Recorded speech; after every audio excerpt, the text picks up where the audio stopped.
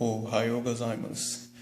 This is Tuskegee 87 doing a review and a brief walkthrough on how to change your spark plugs in a 2001 R6. They're virtually all the same, but I just figured, I'll do my own because it's the first time that I've changed my spark plugs in a bike before. I've done it in my car, but a bike's slightly different. So anyway, as you can see, I'm using NKG spark plugs, best things you can get. Don't put anything else in there. No matter what year, model, Yamaha that you have, you're always going to use the NKGs. Now, I've already changed the spark plugs out, but these are the old ones, and you can see how dirty they look. The new ones, they're pretty bright, pretty shiny. As you can see, a lot of these have normal wear on it. I mean, this is what you expect to see if your engine's been running on the same spark plug for about 10,000 miles, because I didn't change mine at the 6,000 miles like the manufacturer manual said you're supposed to. But then again, I've only had the bike for about 2,000. So anyway, that's that. So things you'll need is obviously screwdriver. I have here just like a whole little slew of different screwdrivers. So I have a fathead Phillips screwdriver. You're also gonna need one of these, I forget what you call them, hex type bolts. You'll need one of those. I use this big one. That's to get the seat off and get the tank off. And then you'll need a spark plug. Damn it, can't even think of the name of it, but spark plug socket wrench thing.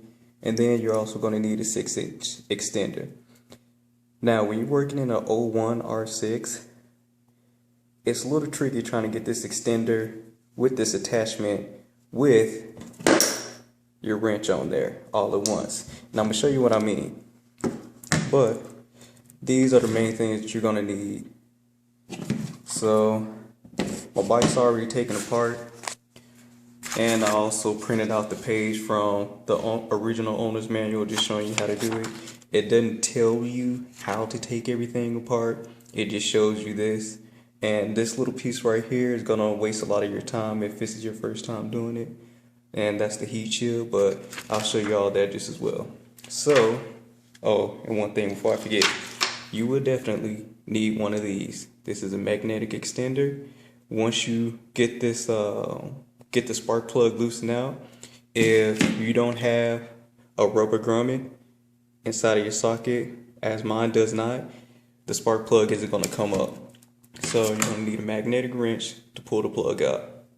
So that's that, and also too, a little lube is good. I mean, I have brake lube here, but spark plug lube, brake plug lube, it's all the same lube. So lube it up and let's get cracking. So on over here, we have the R6, and in case you're wondering, this is Rhino liner or Line-X that I have on here.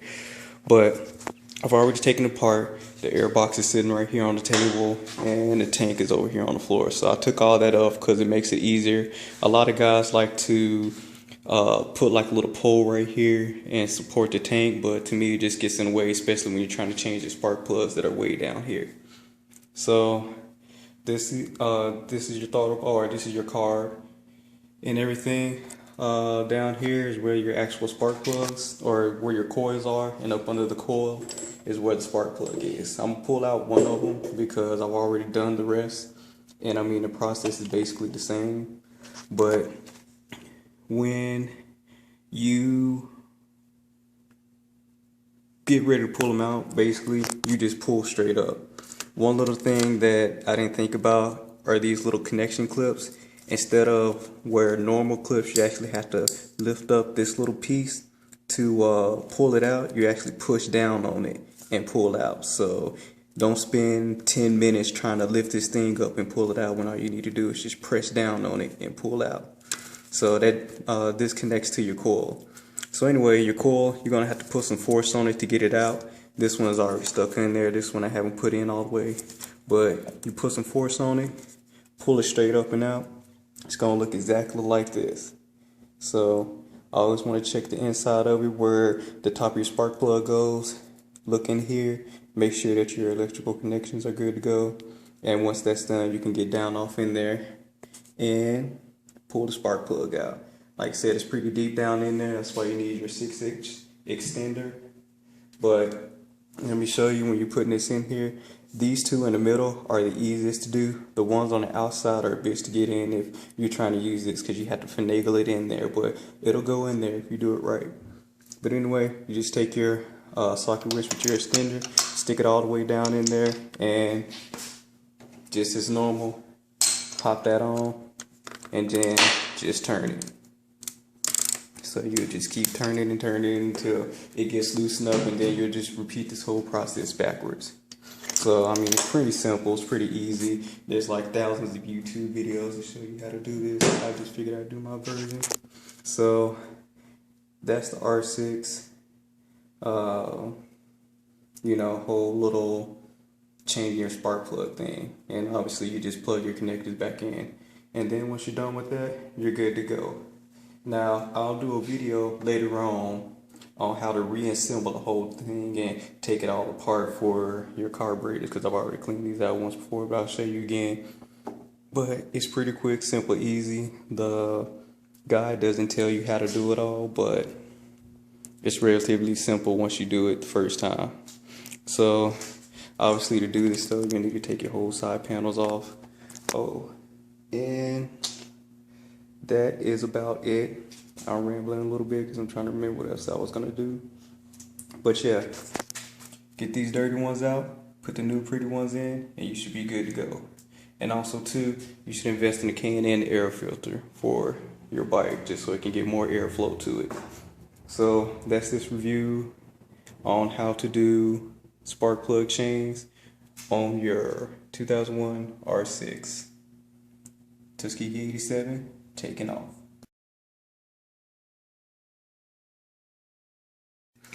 Alright, so this is part 2 of changing spark plugs, reassembling and everything. Forgot to tell you about this little plastic heat shield.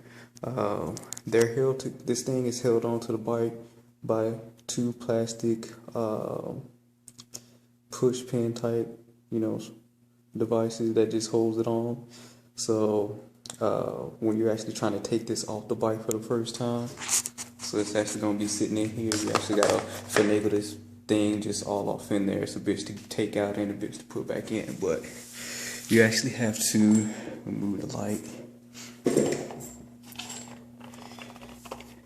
You actually have to get up under here on top of the engine block and kind of feel around where it's actually going to be, and you actually have to push this piece up to get it out.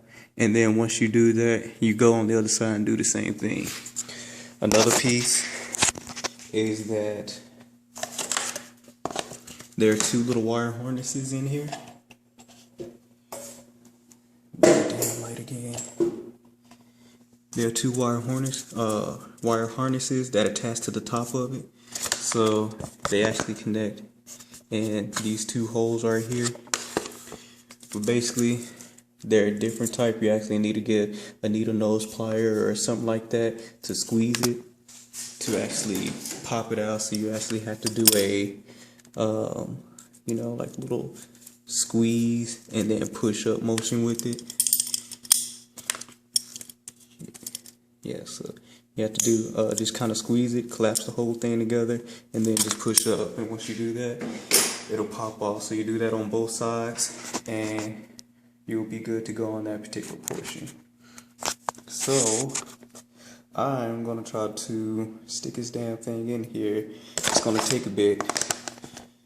And this little rubber piece here that catches all your fluid, you actually want to pull that back because this piece goes up under that. So, and this will also go up under your throttle cable right here. So actually, all these little wire harnesses go over top of this. So I'm gonna pause and we're gonna skip forward in about 2 seconds to this being in, and then we're gonna proceed.